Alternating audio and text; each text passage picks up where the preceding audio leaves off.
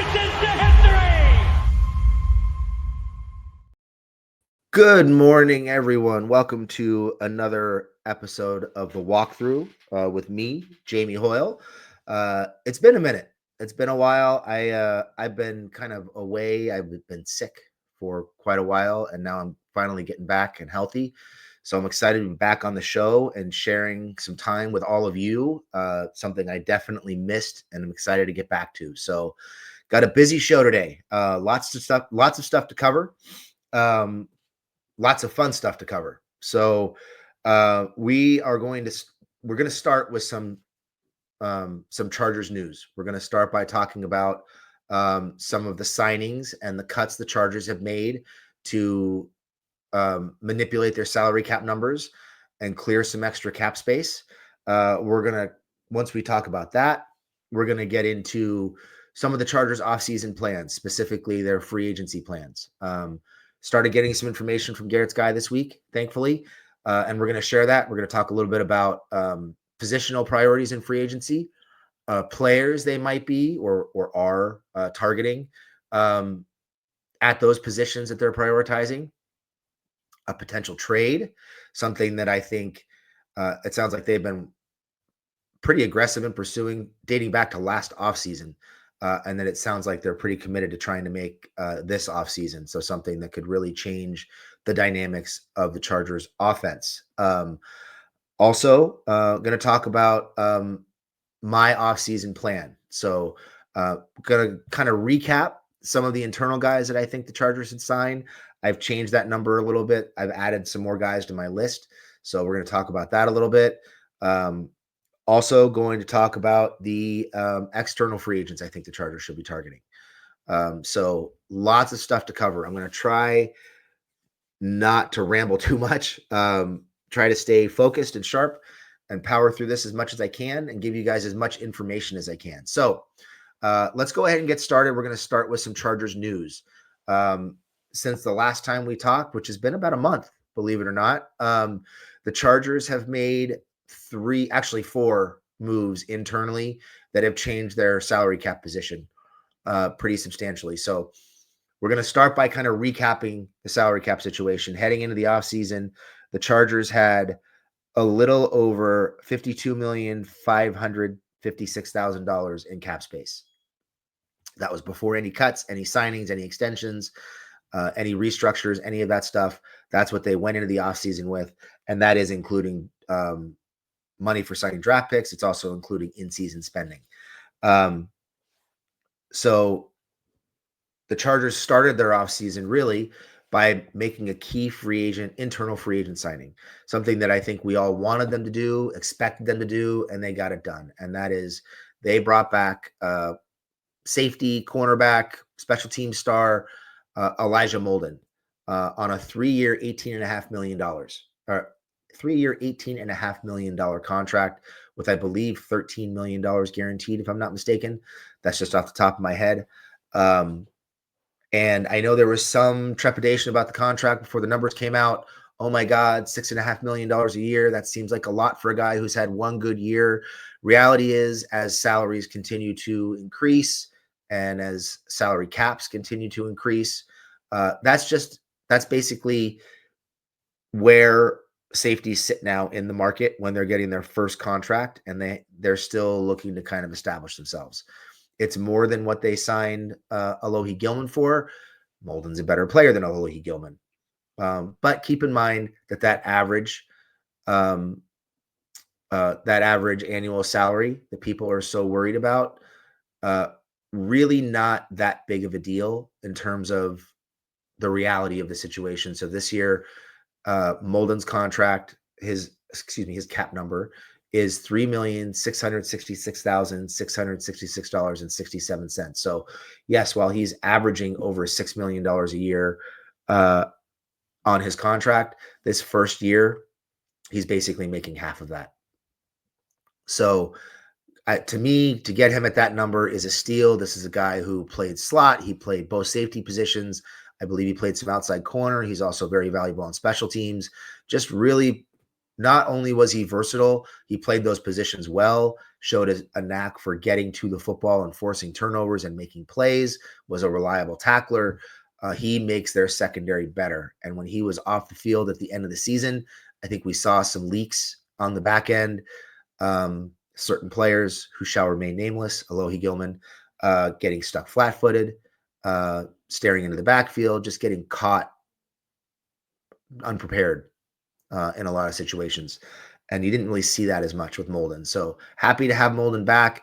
That, getting him back at less than $4 million in year one is a huge deal for the Chargers. So congratulations for Molden, a guy who definitely earned that contract. Looking forward to seeing what the next, hopefully, full 3 years in Los Angeles bring for the Chargers and for Elijah Molden as he continues his Chargers career. So congratulations. Big signing for the Chargers and for Molden getting that first contract after his rookie deal. I mentioned they made 4 moves. They started this week by announcing the signing of tight end Tucker Fisk, who is an exclusive rights free agent, to an exclusive rights tender. Basically, what that means is Fisk was in a situation where he had fewer than 3 years of tenured experience in the league, and the Chargers were the only people allowed to negotiate or sign him unless they decline their option to do so. These moves tend to be procedural. Young player, you like him. He's obviously a good blocker. He fits in the running game really well. And it's an easy button. You keep the guy. You don't have to worry about signing him to a multi-year deal. You get him for 1 more year at the league the league veteran minimum, which is $960,000, I should say.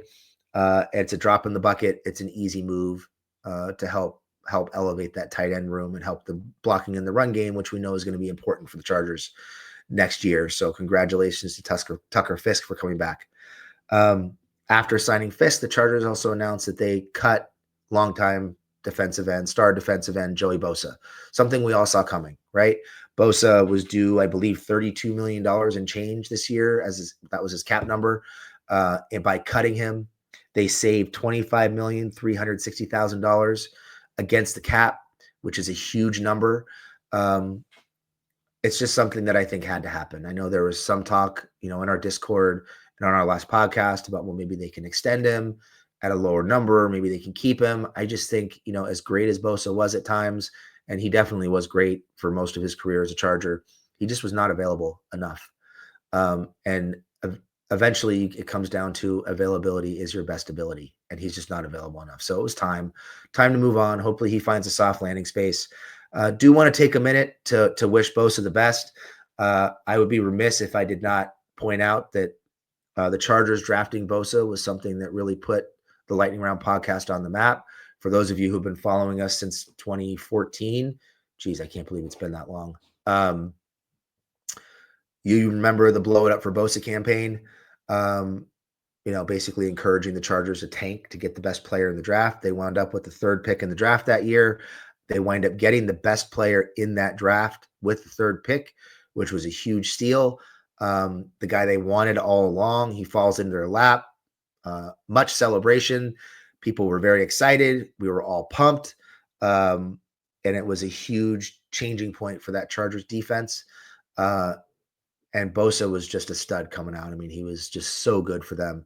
And so that put us on the map. That was huge for us, them taking him. It was really the first guy that we went all in on in the draft and backed back in 2016. So great to see them take him. And then, of course, we have his contract situation where he holds out and the Chargers are trying to lowball him. They're fighting over the bonus. They're fighting over guaranteed money. They're fighting over things that he was really owed as the 3rd overall pick, but they were still trying to treat him like they were in the previous rookie system, the previous rookie wage scale system, which they were not. And of course, some of you might remember the article that I wrote that wound up on First Take with Max Kellerman and Stephen A. Smith debating whether or not the Chargers were doing the right thing with Joey Bosa, using that article as source material. So we got a lot of run out of Joey Bosa. We're going to miss him. Definitely wish him the best. Lots of good memories with that whole draft process. And glad we got to experience Joey Bosa the way we did. Sorry he didn't get to, really realize his full potential and stay healthy. Just seemed like his body was betraying him. But anyway, hope Bosa does well wherever he lands. A move the Chargers had to make, no matter how sad it may be. So goodbye to Joey Bosa. And then the last cut they made, which they made Friday afternoon, was running back Gus Edwards. And they cut him and saved $3,125,000 against the cap. So just a quick recap. Like I said, the Chargers went into the offseason with $52,556,820 in cap space. The first thing they did was they signed Molden, which dropped their cap space to $48,890,153 and change. The cuts of Bosa and Edwards increased the cap space to $77,375,153 and change. And then the signing of Tucker Fisk brings us down to $76,415,000 and change. So a lot of money to work with there and opportunities to create more. So let's talk a little bit about, we're going to kind of recap my offseason plan in terms of the internal free agents that I want the Chargers to sign. So for me, I have, I think 8 players that I want them to re-sign. 10 players I want them to bring back, who I think they will bring back. So the first one is linebacker Troy Dye. I have the Chargers bringing Dye back on a 1-year, $3 million fully guaranteed contract. The next player that I think the Chargers should bring back is Tyre Tart, who played very well and I think earned a new contract, but in my opinion, doesn't deserve multi-years. And I'm not sure you want to. I'm not sure you want to go long-term with him just based on some of the issues he's had with other teams.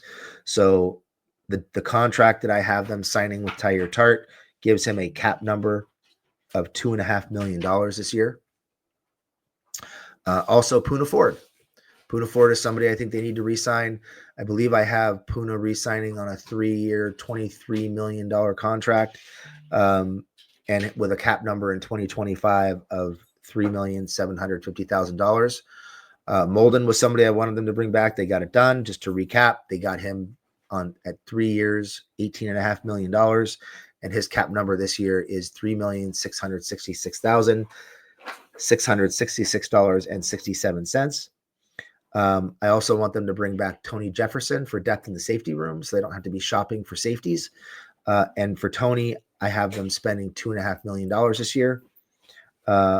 Also, as much as I wanted to avoid it, I feel like they probably have to bring back Bradley Bozeman just for depth on the interior offensive line. Since he can play center, technically speaking, he can play center in both guard positions. And I have them bringing back Bozeman at $1.5 million this year. The next person I want them to bring back, and this is one of their priorities, is J.K. Dobbins. And I have them bringing back J.K. Dobbins on a 2-year, $17 million deal, and I have him making $6 million this year. And the last 3 that I wanted them to bring back were Foster Sarrell, bringing him back at $1.25 million. Tucker Fisk, who they've already brought back, bringing him back at $960,000, and Stone Smart, bringing him back also at $1.25 million. So that kind of takes us to the free agency portion of the show.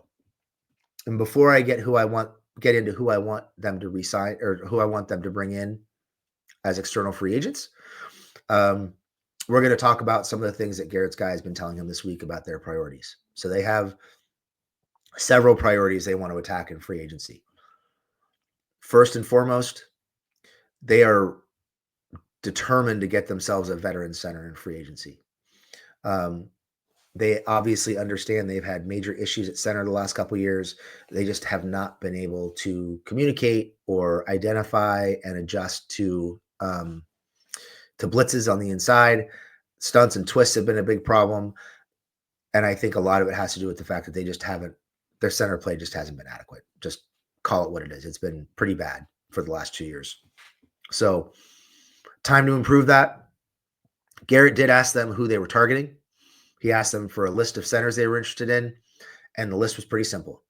It had three entries on it, and that list was number 1 was Drew Dahlman, number 2 was Drew Dahlman, and number 3 was Drew Dahlman. And I can already hear some of you who are pretty savvy and understand how the Chargers want to run the ball or have wanted to run the ball in the past. But Drew Dahlman doesn't fit their system. He's a zone quarterback. He's a zone center. He's not going to fit in their power running game system. I will say this. While technically on paper he does not fit the system, he's the best center in terms of entering his prime, productivity, availability, durability. He checks all the boxes. And if there's one thing Greg Roman knows how to teach and coach, it's the running game. Dahlman excels in the running game. He excels in the passing game. And I'm sure that if they needed to add more zone running schemes to help integrate Dahlman, the very best coaches, the guys who know what they're doing, they plan around the talent they have. They don't try to fit guys into their system. So I would say if they're looking to bring in Dahlman, it's because they have a plan for him and then they see how he fits in the offense. So I would not get too hung up on zone versus power running versus gap, versus duo, all that kind of stuff. If they think he fits, I'm going to trust Joe Ortiz and Jim Harbaugh and Greg Roman that he fits what they want to do. So that would be a huge signing. And they're looking to get him in early and get him signed as early in the process as they can. The next position, and I don't have any names for this position, but the next position they're prioritizing is veteran corner. There are a lot of good cornerbacks on the market. There's one in particular that I would like to see them sign. I've got him on my list. We'll talk about him a little bit later, but they are prioritizing veteran corner, and I think that's smart. This is a cornerback group that is very thin. Obviously, they're losing Asante Samuel Jr. Who knows what's going to happen with Cam Hart after the injuries he had last year. They had Still playing outside a lot this year. He'd be much better in the slot. So I just feel like adding another veteran corner and then finding a corner somewhere in the first 3 or 4 rounds would be a huge boon for them. It actually wouldn't surprise me to see them sign potentially a corner at the top of the market and maybe a corner towards the middle of the market who they think has a chance to exceed his contract. So keep an eye out for the Chargers to sign at least one corner in free agency. The next position that they're prioritizing in free agency, and they did it last year, they didn't have any success with it, but they definitely have more money to spend this year. They seem to be gearing up towards a focus on the running back position in free agency. That said, it sounds like their priority is to bring back J.K. Dobbins. That's what they want to do as their lead back, which I'd be fine with. I mentioned I wanted them to bring him back. I have them bringing him back on a 2-year deal. I think that'd be very smart. Although I think it is worth noting that if they do bring him back, they're still going to need to find a running back somewhere in the middle rounds of the draft to help take some of the load off him, especially with Gus being cut. We don't know what to expect from Kamani Vidal. That running back room is kind of up in the air. Even with JK back, they're going to need to add at least one more guy, maybe 2 more guys for depth and to kind of look ahead to the long term. So running back is a position they are looking at. Like I said, they are prioritizing J.K. Dobbins. Personally, I hope they get that done. I do not really want to spend money in this free agent market. There are a couple guys I would consider. The only guy that I'd be really interested in, honestly, even though he's getting up there in age, is Aaron Jones from the Vikings. He seems to be a guy who's kind of in that, I think he's 29 or 30 years old. He's kind of in that area right now where he's probably just going to be signing 1-year deals until he retires. Guy with great vision. He catches the ball well. He's a major weapon in the red zone. He just seems like he'd be a great fit if they can't get Dobbins, and maybe even if they can, that'd be a really good tandem to split with. They have other names on their list, at least names that I know that I've been told. I don't like these names, and that's why I really hope they bring back Dobbins. The 2 names that we heard, and I don't even want to say them out loud, to be honest with you, but the first one is Najee Harris, and the second one, and I can't believe this, is Nick Chubb, who frankly, I'm pretty sure his legs are still on the field in Cleveland. So I know Chubb has been great when he's been healthy, but his legs seem like they're toast. And granted, the phrasing with Chubb was, we're going to check in on him. So maybe it's just a, hey, can we get you on the cheap kind of a thing? He's got so many miles on those legs. I would not want to spend any money on him at all, but that's just me. And then another name that popped up. They seem to be very interested in finding a way to generate interior pressure, which I think is important for them, because you've got to be able to collapse the pocket and and prevent the quarterback from stepping up. As great as edge pressure can be, if you can't collapse the pocket, that edge pressure has a hard time getting home. They have to find a way to generate more pressure on the interior. And the name that popped up this week after he was cut was former Commanders, I almost said Washington Redskins, former Commanders defensive tackle Jonathan Allen, who, while his production has been going down, Allen is a guy who always generates double teams. He still is very disruptive. He's always been good against the run, and he does get to the quarterback. So he's a guy who, maybe if you find him on a mid-level deal somewhere in that $15 million range for a year, maybe 2 years, try to squeeze the last bit out of him. He could probably really help elevate this defensive tackle room, especially if they bring back Tart and Ford. That would be, I think, a huge boon for them. So Allen is something to watch out for. They are also prioritizing wide receivers, but not in free agency. And this is something that's been a hot topic really for the last couple of weeks. The Chargers are very interested in DK Metcalf. They tried to go after him last offseason. They tried again at the trade deadline and were unsuccessful. They seem to be very motivated. He seems to be the guy they want. They have draft capital. They have the cap space to be able to fit him in. They could extend him and change his 2025 cap number. And that's something we're going to talk about here in a little bit. But Metcalf changes the game for the Chargers at wide receiver. He would really open things up for Ladd McConkey, take some pressure off of Quentin Johnston, and take the pressure off of the Chargers for having to take a wide receiver early in this draft, and maybe let them wait a little bit into the middle rounds and try to find some depth there. So it just really makes things easier for the Chargers and for Justin Herbert at wide receiver. So that's something I would look for them to pursue really hard. And they seem motivated. They've been chasing him for a year. So this is something I have a feeling gets done. We'll talk about draft capital a little bit later. So those are the positions they are prioritizing that we've been made aware of, and some of the names that they're interested in. And that kind of brings me next to my external free agents. So I have a handful of guys I want them to sign. Some guys are more towards the top of the market. Some guys are kind of in the middle, and some guys are in the bottom of the market, but they all fill holes. They all provide things the Chargers desperately need.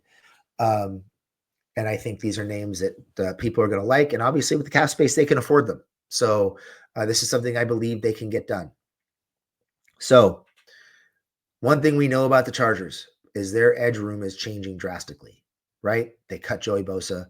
Khalil Mack is a free agent. Probably still a chance I'm sure they're trying to bring him back and working on that. Who knows if that winds up happening? But I think something the Chargers struggled with over the last couple of years is both Mack and Bosa were basically power rushers. They were high effort power rushers, good technique, but neither guy was super explosive. They weren't really winning with one or two steps and winning with speed and athleticism and length. They were winning because they were just more technically sound than a lot of people. And I think in addition to improving their ability to create interior pressure, which I think is super important for them to kind of reevaluate how they go about getting their pressure, they need somebody who can just flat out win with athleticism and length and bend. And that's why, in my opinion, I think getting Josh Sweat in the building and making a play for him is super important. Kind of went back and forth on the contract a little bit. To me, I see Sweat signing a 5-year, $143 million contract. That deal comes with $90 million in guarantees, $83 million of which is fully guaranteed. Normally on these shows, I go super in depth on the contract. I'm not going to do that here because I don't want to bore you and put you to sleep with too many numbers. But I will tell you that my 2025 cap number for Josh Sweat is $12.6 million. He made $10 million last year. So $12.6 million does wind up giving him a little bit of a raise from last year. But for Sweat, the numbers, at least in my opinion, the numbers in the first year that are important really isn't how much it really isn't his cap number. It's how much money he's getting paid up front. And I'm throwing a ton of money at Sweat because this is a guy who is in his prime. He's super productive. He's available, and he's coming off a phenomenal Super Bowl performance. So for me, I'm throwing a hefty signing bonus at him.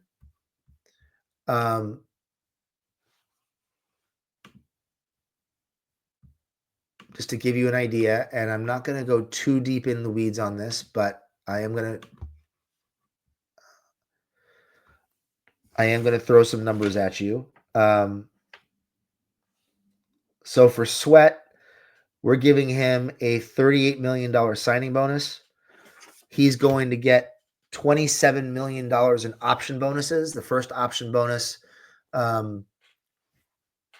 kicks in 2025. The second option bonus kicks in 2026, but we're going to make that fully guaranteed once he's on the Chargers roster for the third day of the new league year in 2025. So basically, he is getting $65 million in guarantees, in bonuses, as soon as he signs his contract. And then also we're going to fully guarantee his salaries in 2025 and 2026. And then we're going to have a roster bonus built in somewhere in year 4 or year 5 to give the Chargers that parachute. So for Josh Sweat, 5 years, $143 million, $90 million guaranteed, $83 million fully guaranteed. You're getting 2 option bonuses totaling $27 million, $38 million signing bonus, and his salaries in 2025 and 2026 fully guaranteed. And like I said, you build in that parachute in year 4 or year 5 with a roster bonus. So that's the first signing. I think that's super important for the Chargers. They have to get faster on the edge. Thule had a great year last year. He is still a guy who needs a lot of help. He needs to be schemed to the quarterback with stunts and twists. Otherwise, he's winning with effort. He's not a guy who wins off the line of scrimmage a whole lot. I think he's going to be a guy who's going to have to win with technique, and he's still not quite there yet. So getting somebody that offensive lines have to focus on, that they're worried about that speed and the length and the bend, I think takes some pressure off of Thule, which is needed. The next person I want them to sign, and this fits right into what we know about their offseason plans, I think they have to sign Drew Dalman. I think they have to get him in the building right away, not let him leave, and get him signed ASAP. And I have Drew Dalman signing a 5-year, $56 million contract with $45 million in guarantees, and $35 million of that is fully guaranteed. His 2025 cap number is $7.2 million. And just to give you an idea of some basics of the contract, I don't have it. Much like with Sweat, there is an option bonus built in for Dalman that kicks in year 2. He's going to basically wind up getting $35 million in new guarantees in his pocket as soon as he signs the contract. And there's a roster bonus built in year 4 as well to give the Chargers that parachute if they need it. But I think center and edge are 2 extremely important positions. I really don't want them to go into the draft needing to draft either one of those positions. I'd rather them be in a position where they have those positions settled and they can take some depth and developmental pieces down a little bit later in the draft, so they're not having to rush to take one of those picks. The next person that I think they should sign, and this fits right in with the veteran cornerback, I would like to see them sign Carlton Davis. Davis is a guy who I wanted them to sign a couple years ago when they signed J.C. Jackson. He is a big physical cover corner. He tackles well. He finds himself in position to break up a lot of passes. He's not super productive in terms of interceptions, but he's just a very solid corner. And I believe based on PFF rankings last year, he was ranked 30 or 31 out of 60 some odd corners, something like that. I have, 60 some odd starting corners. There's 90 if you count the slots. So what I have with Carlton Davis is I have them signing him to a 3-year, $48 million deal. Not at the top of the market, not really in the middle, kind of somewhere in between. A lot of the guys that have been signing contracts recently are a lot younger. They're performing at a much higher level. They're getting into that $20 to $24 million range. I don't think Davis fits in that mold. He's going to be 30 this year, if I'm not mistaken. Solid, dependable, available, productive corner. Not flashy, not going to turn the ball over. He's not really what you would call like a lockdown corner. He's not, Marshawn Lattimore. He's not Patrick Surtain, but he is a very, very good, very productive corner. And it's somebody who I think they need to add to kind of continue that mold of bigger corners who can and like to tackle and cover for that matter. So 3 years, $48 million for Carlton Davis. I have $36 million in guarantees with $30 million fully guaranteed. That includes signing bonus and option bonus, all of which would be paid starting in year one. So he basically gets $30 million more or less guaranteed up front. You'd also fully guarantee his salaries in 2025 and 2026. And I think that kind of settles down the cornerback room and puts the Chargers in a much better position in the secondary where they have guys they can trust. And if you get Davis, maybe then you consider bringing back Christian Fulton as a depth piece. I don't think you want Fulton to be your number one corner. I'm not even sure at this point you want him to be your number two corner, but maybe bring him back on a 1 or 2 year deal, give him an opportunity to compete for playing time, see how he holds up, and just have him there to push Cam Hart. He's not on my list, but I'm just kind of thinking out loud as other guys they can bring in for depth. And then I have 4 more people on my list. And I think this is where people are going to start to get excited because not because of the names or the position, or not because of the names, but because I'm taking a proactive approach in fixing the Chargers' interior offensive line. We've already signed in this scenario Drew Dahlman. Now I want them to sign Will Hernandez. Hernandez is a guy who was very popular when he was in the draft several years ago, and he's been a very steady, productive guard in the NFL.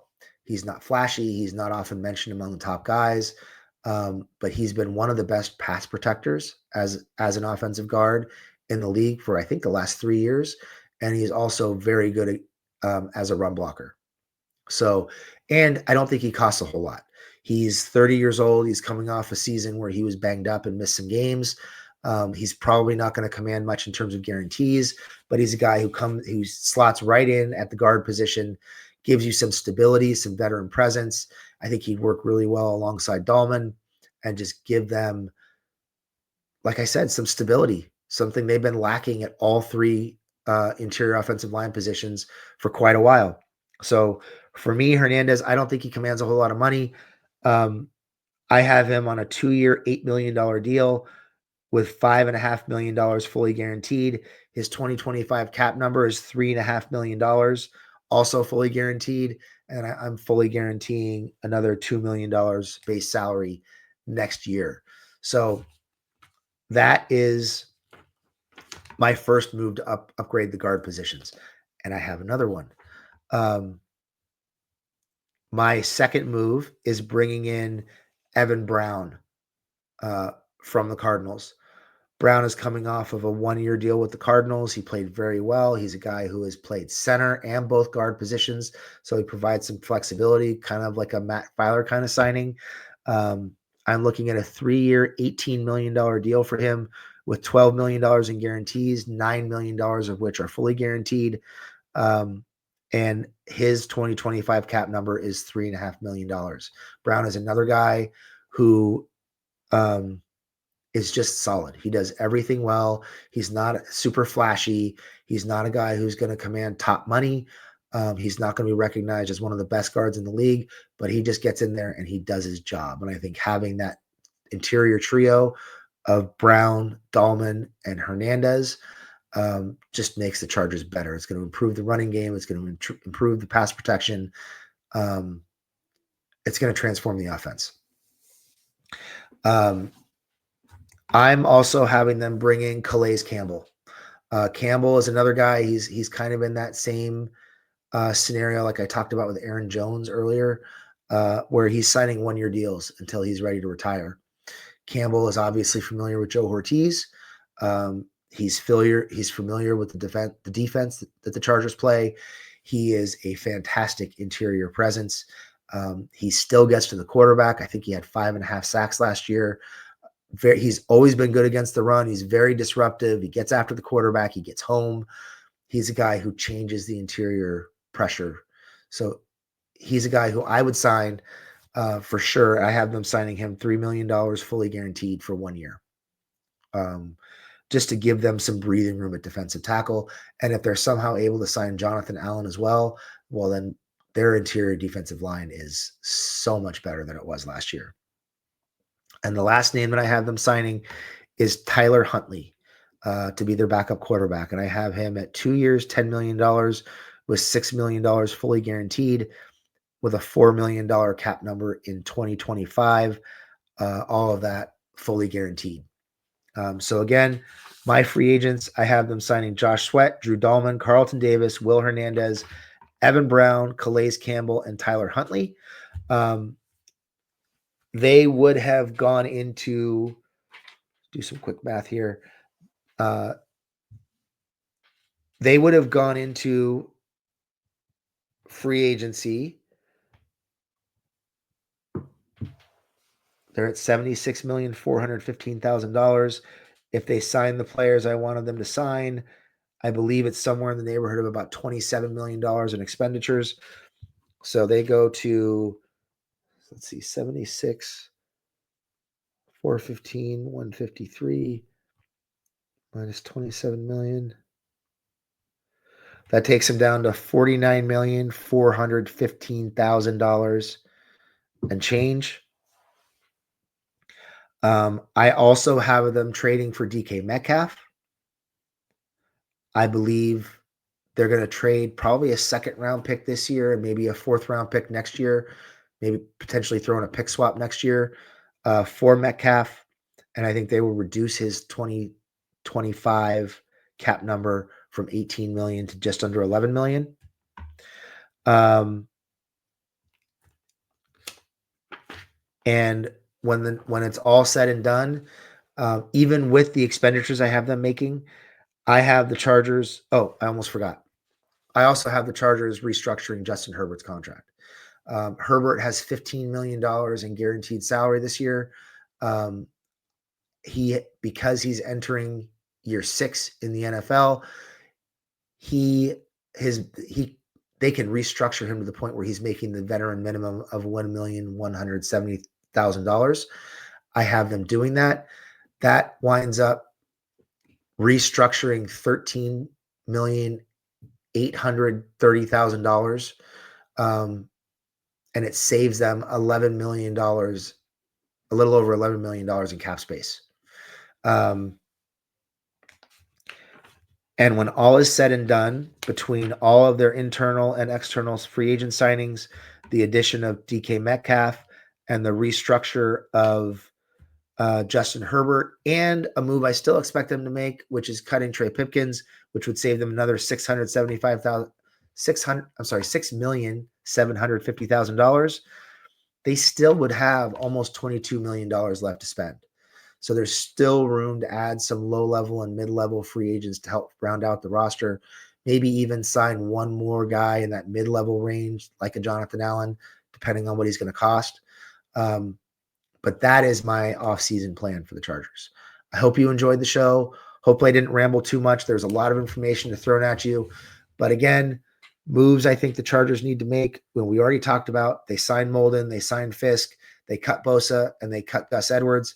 I still think they need to restructure Justin Herbert. I still think they need to cut Trey Pipkins to save themselves another $6,750,000. The Herbert restructure saves them $11 million this year. I would trade for DK Metcalf, which I believe they can get done. Again, second round pick this year, maybe a fourth round pick and a pick swap next year. I would, and then from free agent standpoint, I would bring in Josh Sweat. I would bring in Drew Dahlman. I would bring in Carlton Davis, Will Hernandez, Evan Brown, Calais Campbell, and Tyler Huntley. And I believe with that, you've built a really strong competitive foundation and you've really upgraded the roster. So that's it. Thank you very much. I really hope you enjoyed the show. Hopefully it wasn't too much information. Keep an eye out. Craig and I will be releasing the draft schedule here shortly. Thank you very much. Have a great Sunday, and I will talk to you all soon. Thank you.